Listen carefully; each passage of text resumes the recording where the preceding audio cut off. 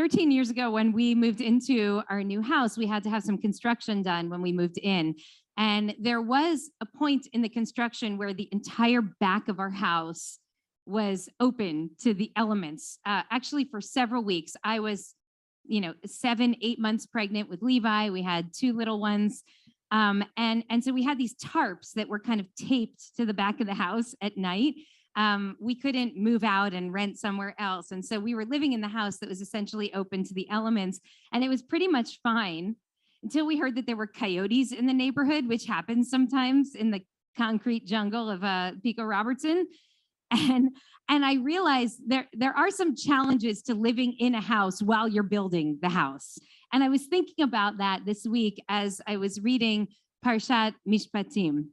So very quickly, the context is 2 weeks ago, Levi Brous read the crossing of the sea. It's big, it's bold, it's beautiful, it's miraculous. The Israelite people walked through the sea on dry land. Last week, Sam Krieger read the story of the Israelite people surrounding the mountain, and God's booming voice comes down and gives the revelation at Sinai. It's all very big and dramatic. This week we read Ve'ela HaMishpatim Asher Tasim Lifnehem. And these are the rules now, the rules that you have to set before them.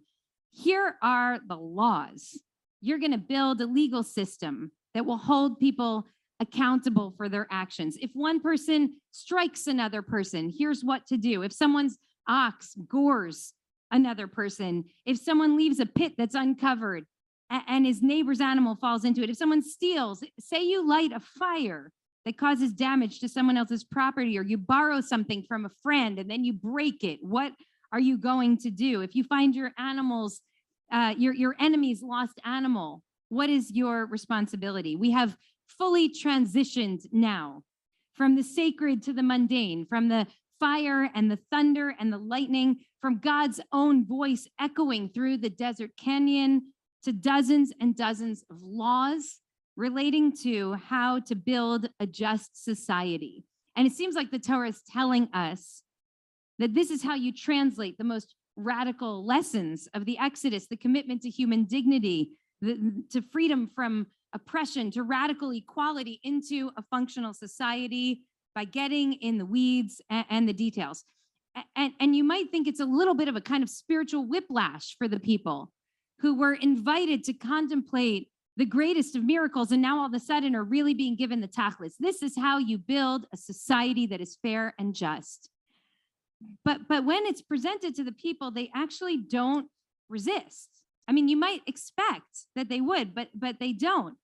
It says, Vayomer kol asher diber Adonai na'aseh. Okay, we'll do it. Okay, they say in chapter 19, and then again in chapter 24. It says, "Vayamru kol hadvarim asher diber Adonai naseh." All right, we'll do it. And then very famously in chapter 24, verse 7, only a few verses later, kol asher diber Adonai naaseh v'nishma. It's different the third time, but each time they say, we'll do it, we'll do it, we'll do it, and also we'll obey it, we'll hear it, we'll listen to it. I learned this text with our board earlier in the week, and I want to say, if we had an hour together, I would love to think with you about what that really means. Na'aseh v'nishma. We're going to do it, and then we're going to obey it, or we're going to hear it, or we're going to understand that. I would love to know if you think that that is some kind of blind obedience, unquestioning submission, just following orders, or if that is the greatest expression of faith. And maybe we can talk about that a little bit over lunch. I can tell you now, with the rain clouds hovering, that our tradition really reads this as a testament to the greatness of the people's commitment to God. This is a testament to our faith as a people. What happens when you act in the world without even understanding fully what you're doing? Well, Sefer HaChinuch says that we're called to do the right thing even if our heart's not in it. Even if we don't understand it, mitoch shelo lishma ba lishma, because even if you don't have the right kavanah, the right intention, when you do the right thing, you're going to learn the right intention. We're training our bodies to do the right thing by just getting out there and getting in the mix. I think about this all the time. I remember once years ago pushing the double stroller through the pouring rain on the side of a highway, walking 2 miles to get to David's cousin's kid's bat mitzvah in San Diego, right? Mitoch shelo lishma ba lishma. Like I can't even fathom why we're doing this, and yet we're Jews and we're doing it. And now it turns out, as my kids are a little bit bigger, like they got the message. This really matters to us, right? And I can see it now in ways that I couldn't even before. There are certain things we know that we will only understand by doing them. So take a look, if you will, at what Rabbi Jonathan Sachs has to say about this in one of his beautiful Divrei Torah this is from Parshat Mishpatim about 5 years ago. He said, the modern Western mind, this is on the second page, seeks to understand what we're committing ourselves to before making the commitment. We're kind of trained to be rational thinkers, and that's fine, he says, when what's at stake is signing a contract, buying a new mobile phone, as I think he's giving us a little too much credit here, as if any of us really reads the agreements on the mobile phone, or purchasing a subscription, but not when you're making a deep existential commitment. The only way, he says, to understand leadership is actually to lead. The only way to know if a certain career path is right for you is to try it. And he says the people who hover at the edge of a commitment, reluctant to make a decision until all the facts are in, those people will eventually find that life has passed them by. The only way to understand a way of life is to take the risk of living it. So naseh v'nishma, we'll do it, and then eventually through extended practice and long exposure, we will understand why. And if you think about it, it's so true. There's so much wisdom there. You can't understand love until you fall in love. You can't understand art until you experience art. You can't understand a symphony until you sit in that concert hall and let the sound fill every bit of you. First, do it.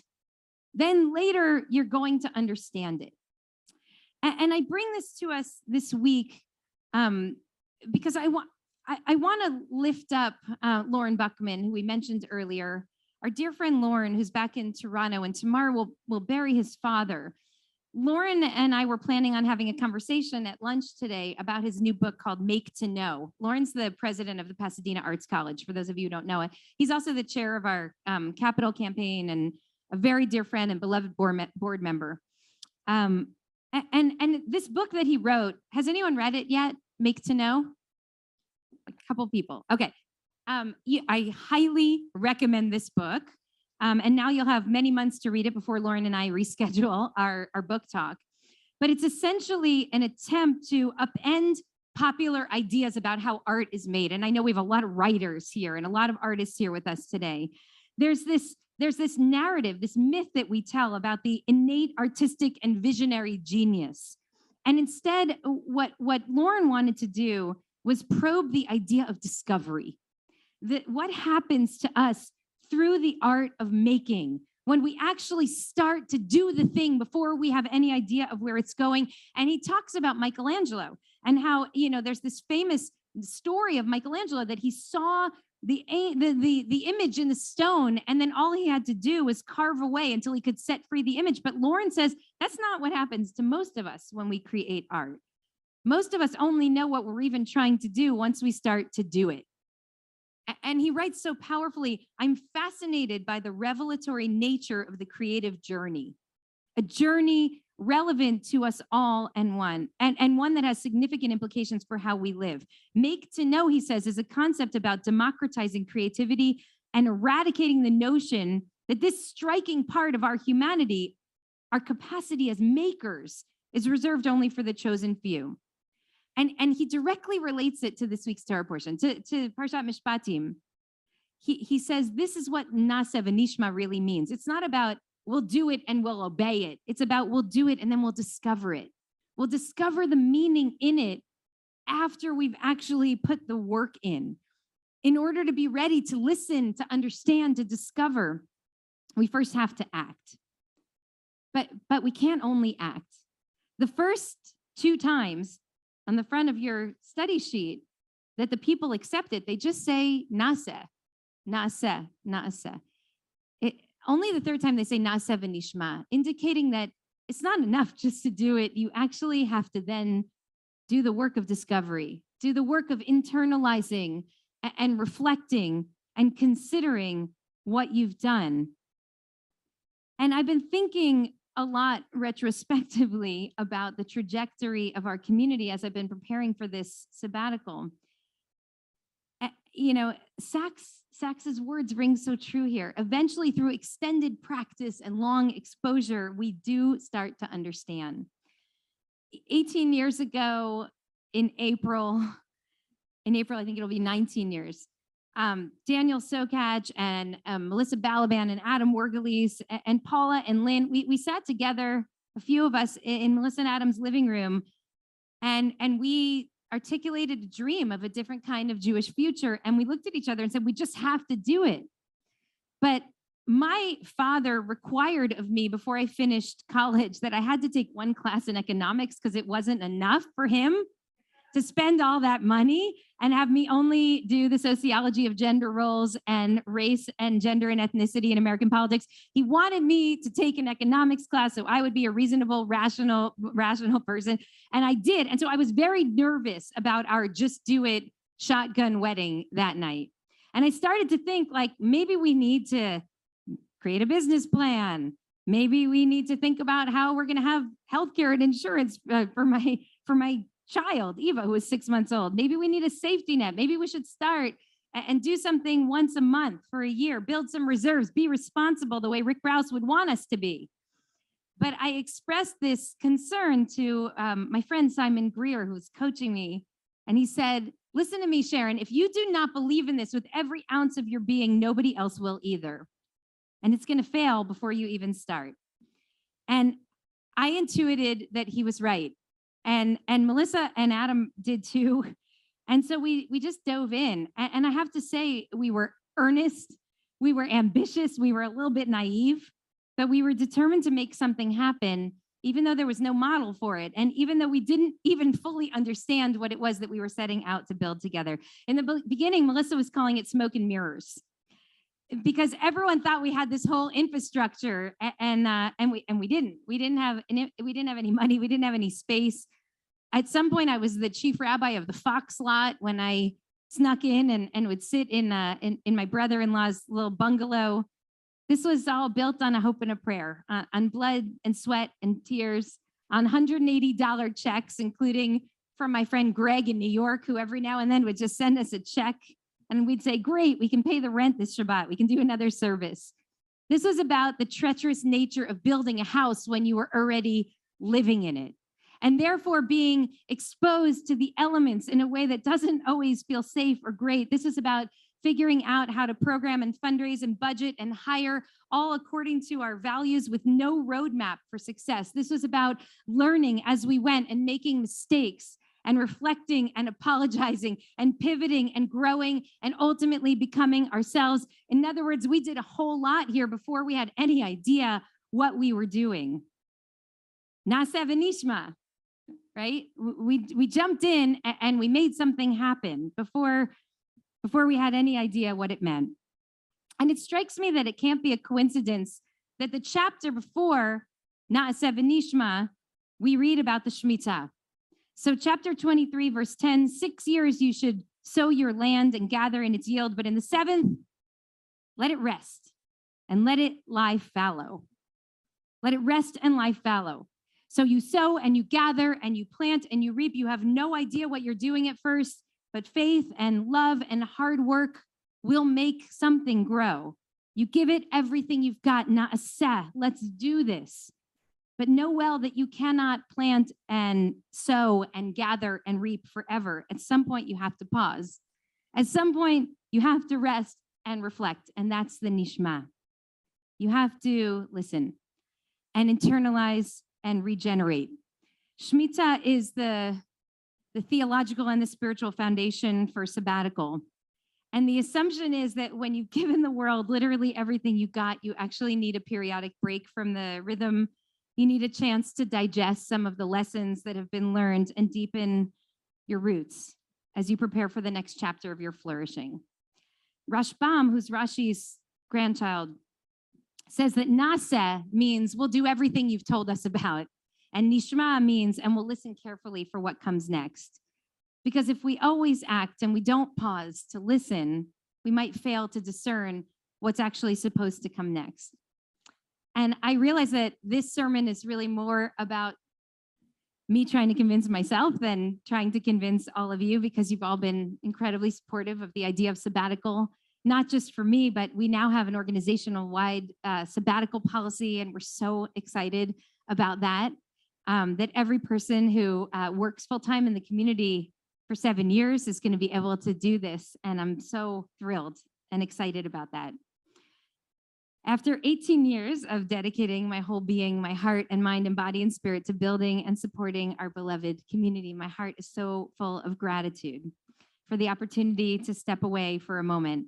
And I think you all know that it's going to be really hard for me to disengage from the day-to-day of this community. I was sitting here last Shabbat, and I just thought, I don't want to go. All my friends are here. and I love being here.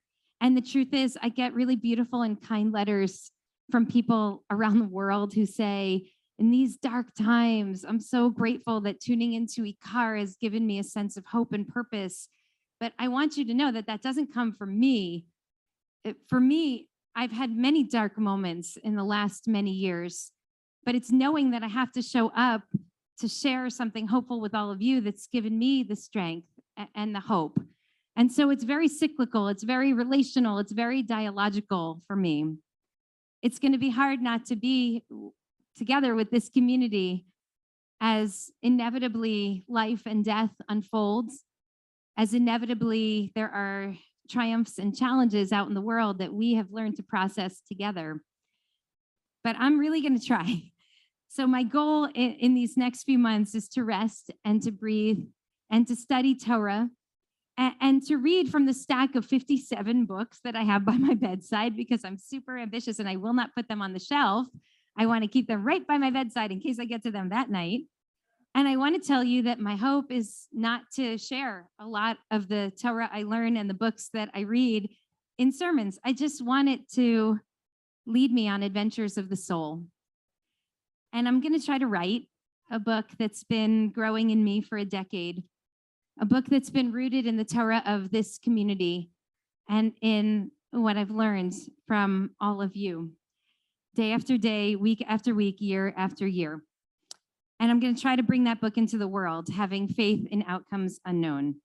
I'm so nervous about this, folks, and I'm so excited to have this time for real reflection and study. And I look forward to returning to the work with a refreshed spirit and with new ideas and a new perspective.